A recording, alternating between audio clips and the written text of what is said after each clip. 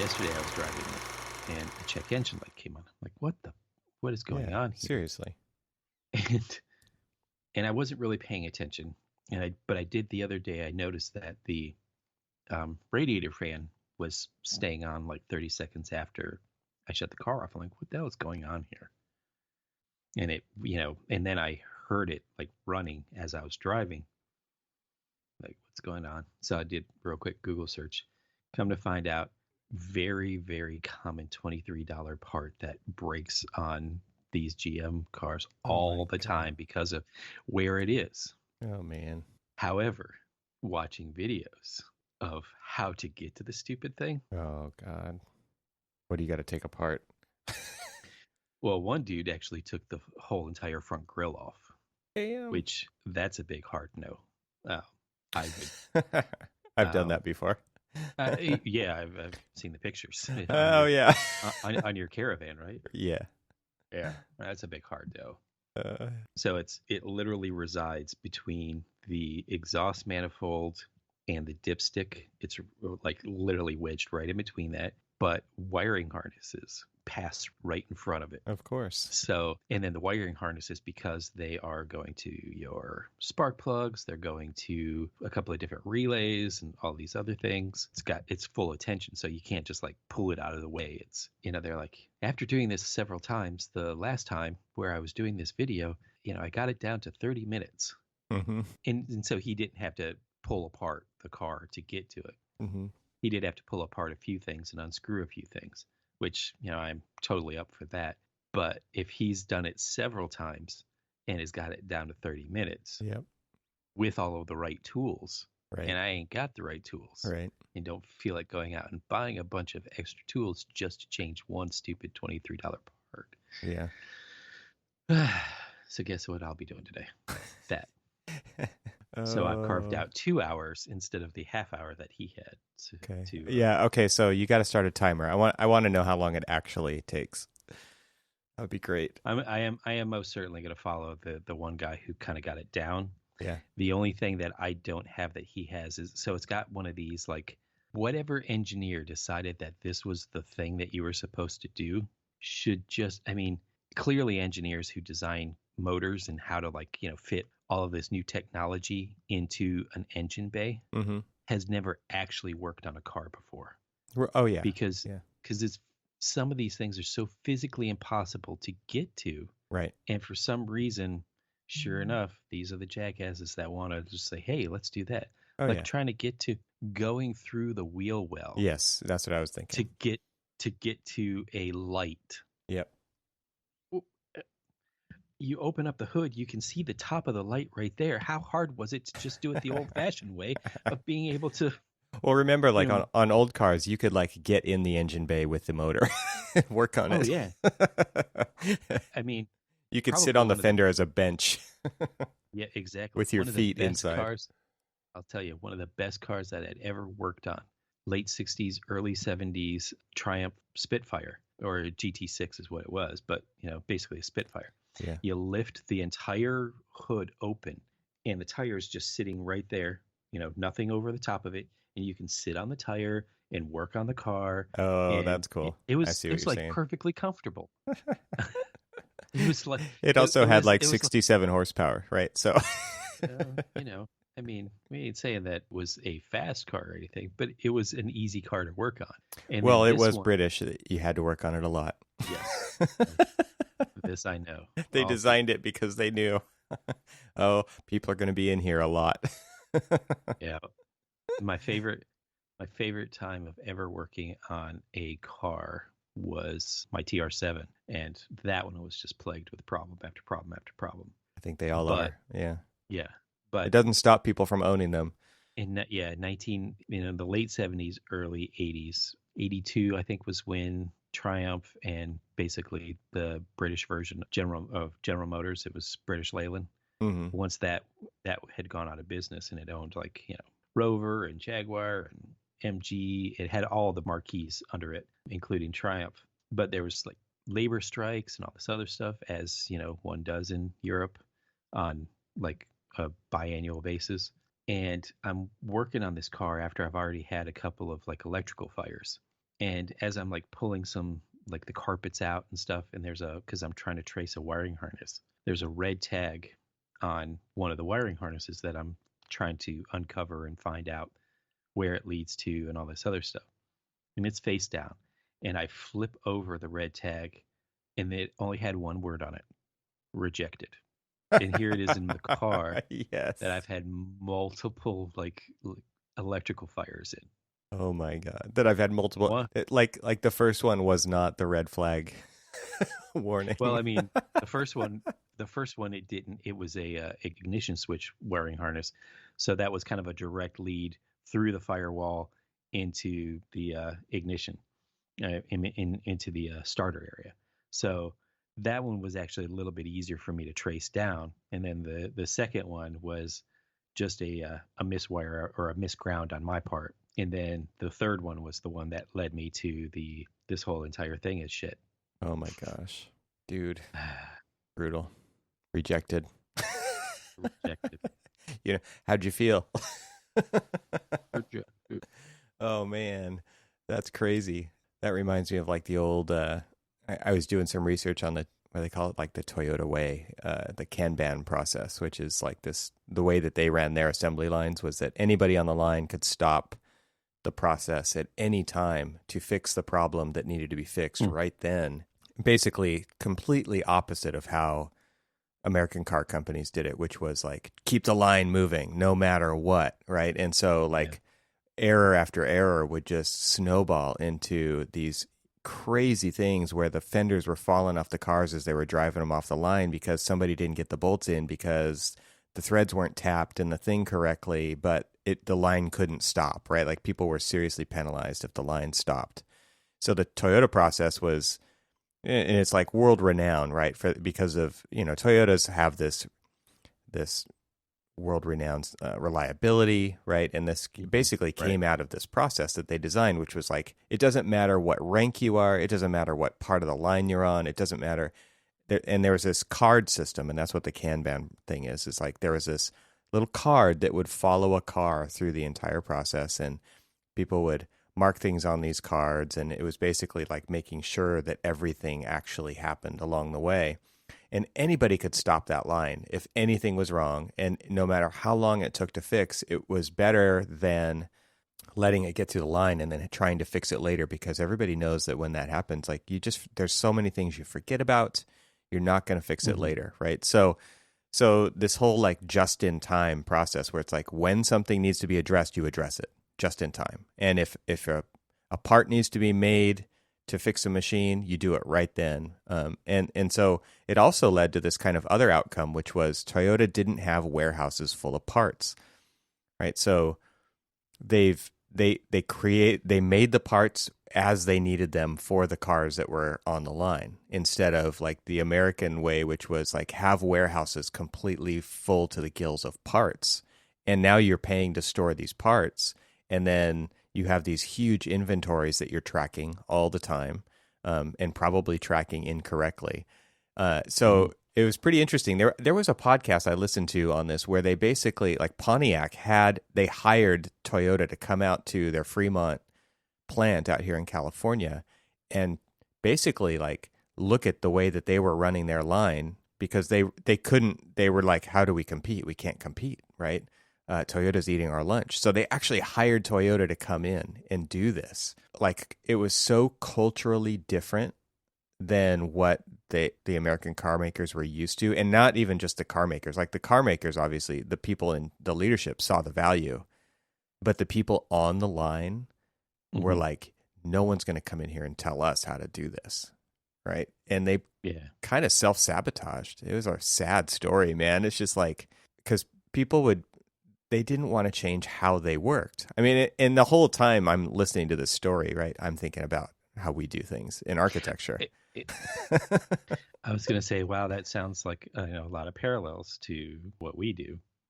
Yeah, and it's interesting because now you see this lean processes, you see these Six Sigma, there's people like totally drink the Kool-Aid on that kind of stuff too now, and you see it with lean IPD. There definitely is a ton of value there, and it's also like really highly collaborative, right? It's like there's a lot of really interesting ideas that come out of the Japanese culture. And like one of those that I'm thinking of is where in large meetings, the youngest people get to speak first and tell everybody their ideas about how to solve problems so that they're not, I think we've talked about this before on the show, but it was basically in order to not make them feel like they're having to please the bosses by repeating what the bosses say. Bosses is a lame word, but like people higher up in the company, they didn't want them to feel like they were contradicting if they had a different idea, which they were experiencing that. So they changed it to say like, okay, the younger people always get to talk first and get their ideas out, because a lot of times they have good ideas, but they just won't say them because they're contradictory to what somebody higher up the levels already said. So it just goes unsaid, and then but nothing ever gets better, right? So it's kind of in the service of good ideas come from anywhere. Like, so that's just another kind of interesting kind of Japanese cultural thing that has penetrated throughout the business world. And I kind of think about that when I think about architectural, how decisions get made on architectural projects, and how many times young people are not allowed to speak, or their ideas are shot down immediately, rather than kind of fostered through a process. And even not just the fact that the ideas about like, how to either design the thing, but also even like the process of how to like work. Yeah. I mean, we're so entrenched in the way, this is just the way that we've, done things. And, how many times have we said when we're out on a job site or something like that, when you hear a GC or somebody say, yeah, we've been doing this for 25 years. And you're just like, we do it this way because we do it this way. Yeah. Exactly. It's how we've always done it. And then there's this sense of, hey, there is a different way, new way, a efficient way to do these things. And why not? Let's consider those. I mean, why not become, there are a lot more people out there that have a contributing idea to the work smarter, not harder, kind of ideology. Yeah, totally. We just seem to always keep forgetting that is an option. Yeah. I was asked in a PM training session, I was asked if, it's just, well, why did you get into architecture? And, I kind of told them the story about me and, the Pontiac Silverdome and all this other stuff. And then, I kind of like wrapped it up with, I was just like, it may sound strange and all, but strangely love it, and I understand that there are some issues and stuff in this particular thing, and I'm willing to stick with it. I think the only the next step, or I think I do a reasonably decent job, but not well enough, is to how do you make it better? How do you change it? How do you improve it? How do you become more efficient? How do you, think about like, go back to the analogy of Japanese auto industry coming in to try to streamline and improve the U.S. auto industry, and just think about like Americans asked them to do that because they were looking to compete with, the same people that they were asking help from. Right. And in a way, we need to do the same thing, right? Because you talked about, like we've talked about, and you've talked about the incredibly low percentage of projects that are actually done by architects. So what is making those projects, the other percent of the percentage of buildings that are getting done, what are making them more efficient? I mean, because there's a disconnect between those, because they're ugly, but they are profitable because they're getting done. So where is the middle ground where you can be valuable to those kind of projects as an architect, elevate the design of those, but also not become this big like cog in the middle of that, efficiency, to actually become more productive, but then also be able to affect higher percentage of buildings that are being constructed. Yeah, and it makes me think of, I went on some tours of some prefab facilities out in Phoenix where there's tons and tons of prefab going on. I mean, it has a lot to do with local legislation, stuff that allows it to happen there more conducively than in places like California, because a lot of the work that's being produced there is getting shipped to other states, actually, not necessarily put up there. So it comes down to logistics and things like that, right? But prefab is taken off as if, the writing is on the wall. And what the reason I bring it up is because, this lean IPD, this Kanban, this just in time, all of this is like kind of points back to a common theme of this highly collaborative process where everyone's at the table all the time. And, you've heard of BIM big rooms and things like that, where on a project, people are solving problems in real time with all the trades at the table or all of the consultants at the table, depending on what phase of the project you're in, and solving it right then and there. Everybody has an agreement. They do it right then and there. And that just becomes kind of like a new way of working. And what's interesting to me is to see these construction companies who've kind of spun off these prefab units or these new startups that are prefab. And it was interesting for me to walk in there as an architect and say, like, we're interested in learning about your process, which is kind of what we're talking about right now, right? Like reaching out and learning from other ones. And they're like, you're the first people to come here, and we're so excited to kind of talk about these crossover opportunities. And I was kind of like blown away because I felt like we're late to the game, right? I don't feel like we're the first ones there. And by going there and just trying to, make a connection and learn about their process and their facility and how they're doing things, they're super excited by that prospect. They're super excited that they're going to have the opportunity to learn something from us and that they're going to be able to show us something, a different way of doing things than we're used to. I was pretty blown away by that. But then, like, just seeing how those facilities work as like this, it is kind of a production line, but it also is also like there's certain things that they don't do that we do all the time, like any kind of design thinking, right? Like they're very much production oriented. They're very much like trying to find the efficiencies. And to me, like, architects kind of fit into this in a unique way because they don't have that training and we do. And they're like really accepting of that. They're not saying like, we don't need that. They're saying, yeah, we want to like offer the best solutions, right? And the best solutions are well-designed solutions. They're not just efficient solutions, right? So I found that it was interesting how open they were. And I think it does kind of fit this highly collaborative model, though, if you think about it that way. Yeah, absolutely. We both benefit. They benefit from an improved product. We benefit from improved access to other buildings that are being built. And it's just this, symbiotic relationship that we could foster that for some reason we just decide not to. Yeah. It's like, many times when I was doing, and I didn't do a lot, but I did a handful of custom residential houses that were modular. Mm-hmm.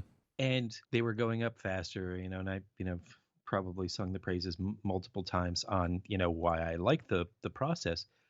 But what I liked most about it was I would get these like just horrible kind of like comments or faces and whatever from people who were trying to have me convince to them what makes, the house that have just finished designing, what makes that, explain to me why that's not a trailer. Yeah.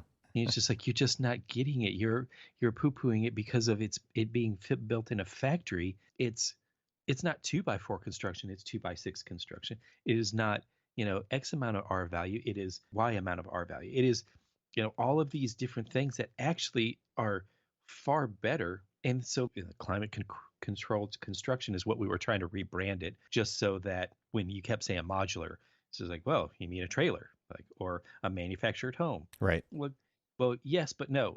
Right. It is so much more. It's not leaving your framing exposed to the elements and getting rained on, and then it not fully drying out when you decide to cover it over with your building paper. Right. And now you're trapping in moisture and all this other stuff. Right. And so from the get-go, it's better constructed. It doesn't mean that it's less designed. It just means it's better constructed. Yeah, Smarter constructed. And there are a lot of advantages in that, and there are obviously a lot of disadvantages too, right? Like, it all comes down to logistics. If you can't if you can't get the thing to the site, like, that's where you have to start. Can we get a thing to the site? Can we get a crane? Can we make it up this curvy road with switchbacks? What about power lines? Like, all of those kinds of things. What about restrictions on the roads that we have to deal with to even get a thing there? It comes down to all that kind of stuff. Because if you can't do that, you can't do it modularly, right? At all. It just won't, Exactly. it won't Oh work. yeah. Oh yeah. Yeah. They're You yeah. kind of start in a completely different place. Whereas when you're approaching a project as it's going to be built on the site, like you can do anything, right? So Exactly. yeah, it doesn't mean that like it can work anywhere, but it is also, there are tons of advantages, like you're pointing out. Like you can actually run multiple shifts on a project. You can pay living wages to people because they show up to work every day instead of feast or famine, right? Like they're contractors who work on a line of, and they're building modular buildings all the time, and there's job security there, right? They're not worrying about the weather, like you said. Yeah. There's so many things like that. All the tools are there. You know, the company owns all Yeah. the tools. They don't Right. have to provide their own. They don't have to replace their own tools. They don't have to have insurance on their. It's so there's so many things like that. and they can quality control, every little bit and piece of it. I mean, Oh, one of the the fun things. tolerances are way higher. Yeah. One of my favorite things is I've got a friend from high school who she owns a finished painting company, and she's always posting these just amazingly horrid framing horrors. Custom frame jobs that are just really bad. The alignment's bad, the finishing is bad, the trimming is bad. All of this stuff is just bad, and it's because you're trying to like rush through things, and you're not really trying to quality control. You're trying to meet a deadline. Well, Right. I had a 2,600 square foot house that was built in 10 days in the factory, and it was shipped out on site. And the biggest challenge that we dealt with on that one, it was the Department of Transportation from Yeah. the factory in Georgia Right. down to Florida, and what was the requirements between the two states. Oh yeah, it's huge. And Yeah. and then the permitting process, because most people didn't understand the permitting process. So I had to get it permitted through the Department of Transportation in Florida rather than the building department. That's And crazy. Yeah. it's those like weird little other factors in stuff like that. Or So getting your yeah. building officials to go to Georgia to do inspections inside of a facility, right? So there are a lot of, you have to think about things very differently. Yeah. And the tolerances, like I said, they're higher. They're just consistent, right? They Yes, probably are exactly. higher, but they are very consistent because it's all about making things as you got repeatable one as guy. possible. Yeah. Yeah. You have one guy doing the same thing over and over and over again, but Yeah. has gotten to the point where he's got this craft and Expertise. he's Yeah. not reinventing the wheel every time that he does it. It's not he's doing this over and over again, so it's a lot easier for him to do his own quality control. Yeah. It's And that goes interesting. for the framer, the insulation guy, the window guy. This is what I do, and I'm going to do 50 of these a day. I'm going to do 100 of these a day. It's auto assembly mentality, but for the construction.